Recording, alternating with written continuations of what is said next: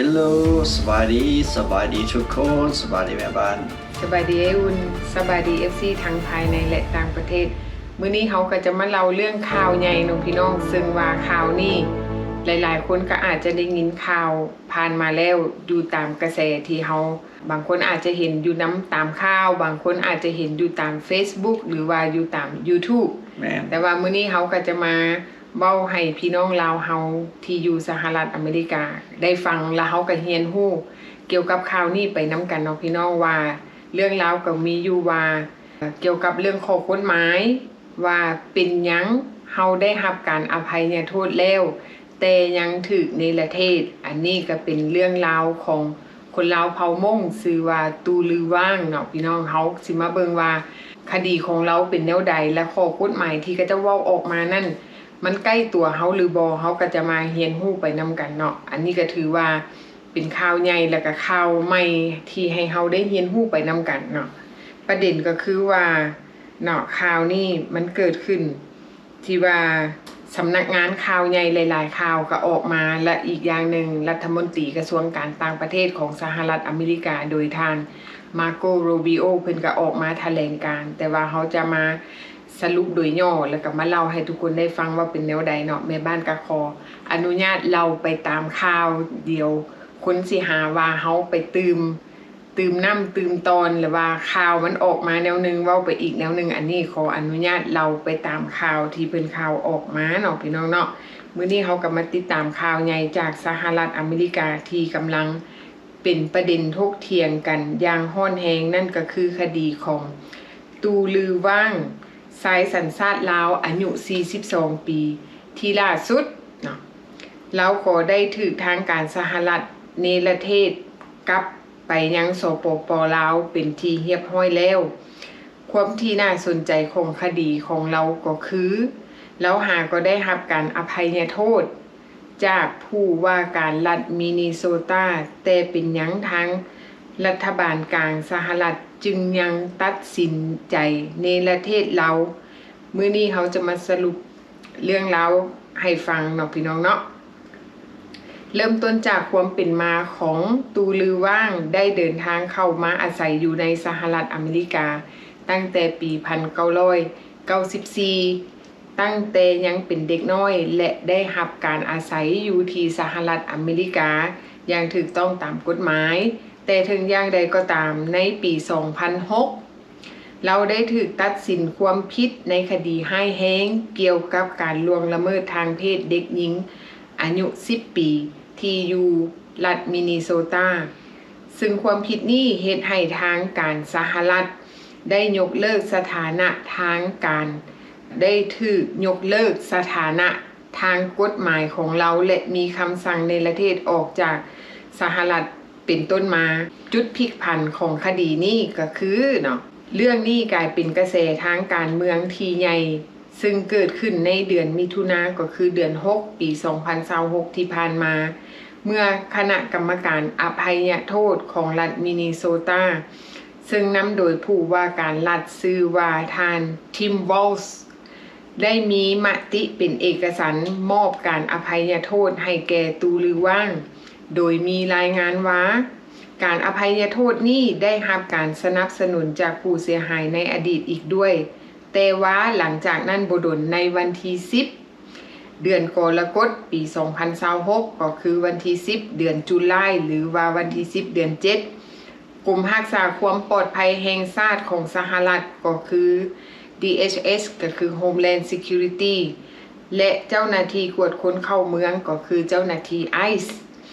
ได้เข้าจับกลุ่มและดำเนินการในประเทศตูลือว่างออกจากสหรัฐทันทีโดยที่ทานมาโกรูบิโอรัฐมนตรีว่าการกระทรวงการต่างประเทศแห่งสหรัฐได้ออกมาแถลงการว่าได้มีการยกเลิกสถานะทางกฎหมายของว่างและส่งตัวว่างกลับคืนประเทศลาวเพื่อความปลอดภัยของประชาชนอเมริกา Just weeks ago, a convicted sex offender and a foreign national was shielded from deportation by the governor of Minnesota. Laotian national Tu Ly Vang was convicted of repeatedly sexually abusing a 10-year-old girl in the state of Minnesota. He even tried to pay his victim for her silence, and he called his heinous crimes a minor thing. Just days before this foreign sex offender was scheduled to be deported, Tim Walz, the governor, issued him a pardon, setting him free to once again endanger the children of America. Well, this week I revoked his legal status in the United States, and as a result, federal agents took him into custody, and as of today, he has been removed from the United States. Because of our action, this foreign criminal will never pose a threat to any American, ever again. Americans must never be forced by their elected leaders to live alongside foreign sex criminals who have no right to begin with to reside in our country. This administration will always stand with the American people and defend them from violent criminals. เหตุการณ์นี้ได้กลายเป็นข้อขัดแย้งระหว่างกฎหมายของรัฐและกฎหมายของรัฐบาลกลางสหรัฐฝ่ายหนึ่งเบิ่งว่าเราควรได้รับโอกาสหลังจากได้รับการอภัยโทษในขณะที่อีกฝ่ายหนึ่งเน้นย้ำถึงความเด็ดขาดในการจัดการกับคดีร้ายแรงปัจจุบันตูลือว่างได้ถูกส่งตัวถึงสปป.ลาวเป็นที่เรียบร้อยแล้วทุกคนได้มีความเห็นแนวใดเนาะว่าแบบว่าความเห็นเกี่ยวกับว่าเคสของนี้เนาะเคสของเราก็คือทั้งที่เฮาได้รับการอภัยโทษแล้วแต่เป็นหยังเฮาก็ยังได้ถูกในประเทศออกจากสหรัฐอเมริกาเนาะพี่น้องอันนี้มันเป็นความที่บ่แน่นอนที่มันเกิดขึ้นณปัจจุบันนี้เพราะว่าอันนี้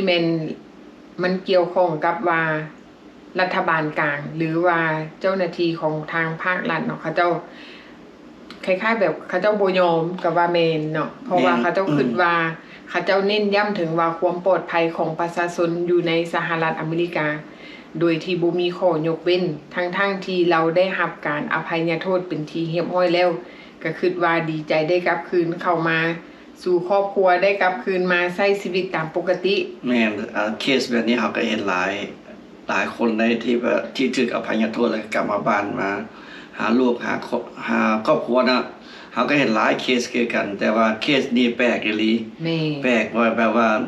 รัฐบาลกลางบ่ยอมไปค้นคดีของผู้นี้ขึ้นมาคืนก็เลยถูกในประเทศกับลาวทันทีกับมือเลยหลังจากศาลตัดสินแล้วแม่นคดีของเราได้ถู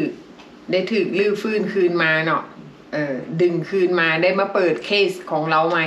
แม่นอันนี้มันก็เฮ็ดให้เฮาฮู้เลยว่ามันบ่มีสิ่งใดที่จะแน่นอนเนาะถึงแม้ว่าเพิ่นตัดสิน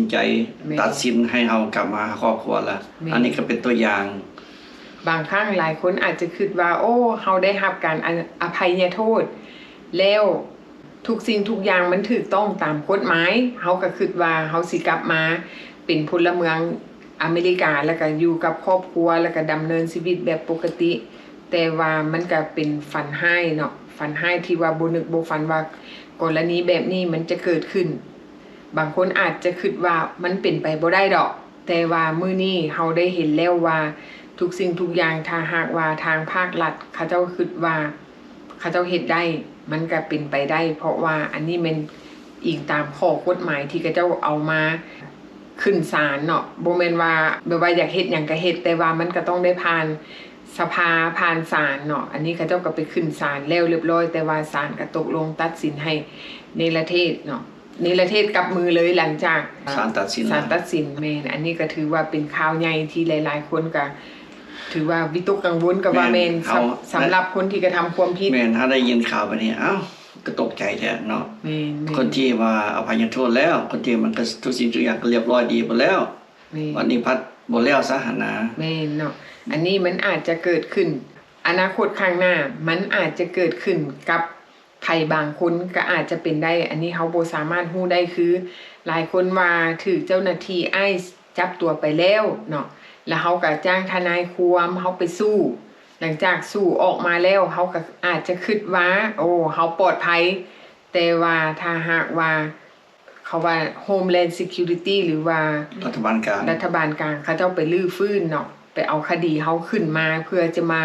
เป็นข้อต่อสู้เพื่อที่จะผลักดันเฮาออกนอกประเทศเนาะในประเทศเฮา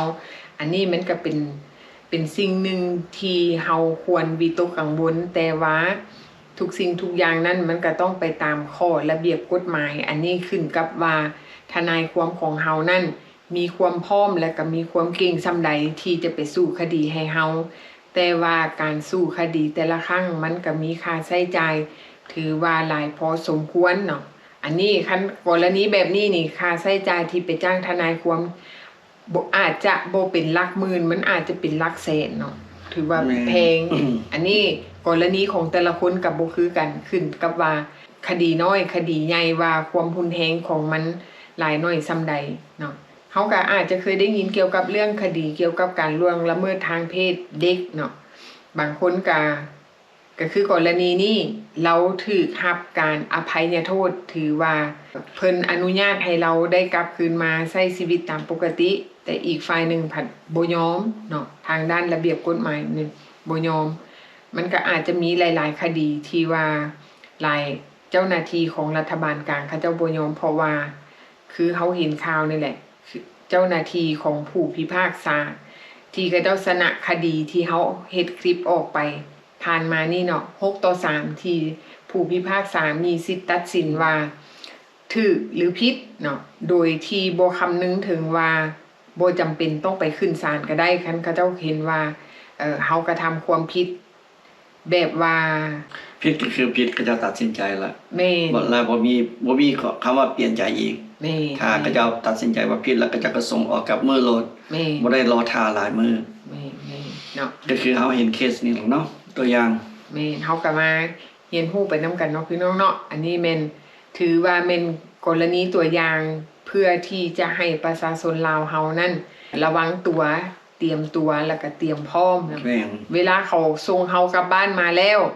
สิ่งที่เฮาต้องเตรียมตัวก็คือ1เตรียมเงินเนาะเตรียมเงินของตัวเองไว้ให้หลายๆที่สุดเพราะว่าสิ่งที่บ่คาดฝันมันอาจจะเกิดขึ้นแต่ว่าในเมื่อคันมันเกิดขึ้นแล้วเฮาก็ต้องมีความพร้อมที่เฮาจะกลับคืนเมื่อสู่ประเทศบ้านเกิดนั่นเองบางคนอาจจะว่าโอ้ยจักสิเมื่อจังได๋เนาะมันบ่มีความพร้อมอันใดก็บ่พร้อมแต่ว่าอย่างน้อยสถานะทางด้านครอบครัวทางด้านการเงินของเฮาอยู่นี่มันมีพอเพียงเพื่อที่จะรับผิดชอบคนๆนึงที่ถูกส่งกลับเมืองยังประเทศลาวอย่างน้อยก็มีที่พักพาอาศัยเนาะมีเงินใช้จ่ายในช่วงระยะเวลา1เดือน5-6เดือนเพื่อที่จะให้เขาเจ้าปรับตัวเข้ากับสภาพแวดล้อมอยู่ที่ทางประเทศลาวหลังจากปรับตัวได้ปรับจิตใจได้มันอาจจะมีแฮงให้เฮาสู้ต่อเนาะมีแฮงให้เฮาขึ้นต่อแต่ว่าช่วงไปใหม่มันยังอยู่ในช่วงเสียใจอยู่ในภาวะตกใจมันอาจจะเฮ็ดหยังบ่ทันได้หลายเนาะอันนี้ก็แม่นทางครอบครัวนี่แหละเป็นผู้ซัพพอร์ตเป็นผู้ให้กำลังใจเพื่อที่จะให้คนที่เขาเจ้าเดินทางกลับบ้านมีกำลังใจสู้ต่อบ่ให้เขาเจ้าคิดสั้นเนาะอันนี้ก็เป็นอีกข่าวนึงที่เฮาเอามาเล่าให้ทุกคนได้ฟังว่ามันเกิดหยังขึ้นอยู่ในสหรัฐอเมริกาณมื้อนี้เพราะว่าปัจจุบันนี้ตามที่เฮาฟังข่าวไปตามแต่ละมื้อมันอาจจะเฮ็ดให้เฮาจิตตกเฮ็ดให้เฮาวิตกกังวลอันนั้นมันหลีกเลี่ยงบ่ได้ดอกที่ว่าเฮามีความกังวลแม้แต่ตัวแม่บ้านเองก็กังวลเพราะว่าเฮาบ่ได้เกิดอยู่นี่เฮามาใช้ชีวิตอยู่นี่อยู่แต่ว่าเฮาบ่ได้เกิดอยู่นี่แม้นเฮาได้สัญชาติอเมริกาแต่ว่าเชื้อชาติเฮายังเป็นเชื้อชาติลาวเนาะเชื้อชาติลาวสัญชาติอเมริกามันแตกต่างจากคนที่เขาเกิดอยู่นี่คนเกิดอยู่นี่ก็สิกลายเป็นคนอเมริกาเนาะเพราะว่าเป็นพลเมืองเขาเกิดอยู่นี่เขาใหญ่อยู่นี่อันถือว่านี่ว่าถือว่าเป็นคนเขาคือเฮานี่มาได้สัญชาติอยู่นี่เฮายัง50-50แม่นถ้าหากว่าเขากระทำความผิดบ่ว่าน้อยหรือหลายถ้าหากว่าเขาบ่อยากเอาเฮาอยู่เขาก็สามารถเพิกถอนสัญชาติเฮาออกได้อันนี้มันมีความเสี่ยงเนื่องจากว่าสภาพกฎหมายบ้านเมืองเขาเจ้ามีการเปลี่ยนแปลงเฮาก็ต้องได้ปรับตัวไปกับสภาพเหตุการณ์บ้านเมืองที่มันกำลังเกิดขึ้นปรับแบบใดก็คืออยู่เหมาะๆแม่ๆเว้าคือภาษาลาวซะเนาะอยู่เหมาะๆแม่ๆโดยที่เฮาหลีกเลี่ยงสิ่งใดที่มันจะไปกระทบเกี่ยวกับข้อกฎหมายบ้านเมืองที่มันกระทบต่อตัวเฮาเอง1เมาแล้วก็บ่ขับเนาะหรือว่าซุ่มเซลอยู่บ้านแล้วก็หลีกเลี่ยง การไปซุ่มเซลบอนใดที่มีคนหลายๆบอนใดที่เฮาก็บ่ฮู้ดอกว่าบอนที่เฮาไปซุ่มเซลกับหมู่นั่นอาจจะมีคนอยู่ในหั่นที่มีชื่อในประเทศก็มีเนาะมีคนที่เคยกระทำผิดกฎหมายก็มีถ้าหากว่าเจ้าหน้าที่เขามากวด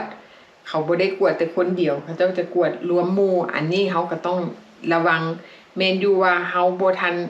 ได้คิดถึงข้อนั้นเพราะว่าเฮาอาจจะเสลียวใจว่าโอ้เหตุการณ์บ้านเมืองทุกมื้อนี้มันเงียบแต่ว่าเจ้าหน้าที่เพิ่นยังปฏิบัติข้อกฎหมายที่ว่าจับกลุ่มคนที่เข้าเมืองมาผิดกฎหมายคนที่กระทำผิดมาก่อนเนาะเหตุการณ์ต่างๆคนที่อยู่เกินวีซ่าบ่อันนี้เขาเจ้าก็ยังกวดสอบอยู่เนาะเขาเจ้ายังติดตามแต่ว่าปฏิบัติการของเขานั้นมันเงียบบ่ได้กระเลิกคือแต่ก่อนแต่ว่าอันนี้ค่ะข้อสำคัญคือเฮาต้องระวังตัวมีสติอยู่ตลอดเวลาเฮาบ่อาจรู้ได้ว่าเนเบอร์หรือว่าเพื่อนบ้านเฮาเวลาเห็นคนเอเชียเขาเจ้ามาซุ่มเซลเขาอาจจะโทรแจ้งเจ้าหน้าที่มากวดคนก็เป็นได้เขาบ่เอิ้นมาจับดอกแต่ว่าเขาเอิ้นมากวดเพราะว่าย้อนเขาเจ้าบ่มักเดี๋ยวนี้เรื่องการแบ่งแยกสีผิวมันก็เกิดขึ้นเนาะโอเคอันนี้แม่นเฮาฝากให้ทุกคนระวังเนาะเอาไว้ถ้าหากว่ามีเหตุการณ์ใหม่ๆหรือว่ามีข่าวใหม่ๆมาเพิ่มเติมเฮาก็จะมาเล่าให้ทุกคนฟังอีก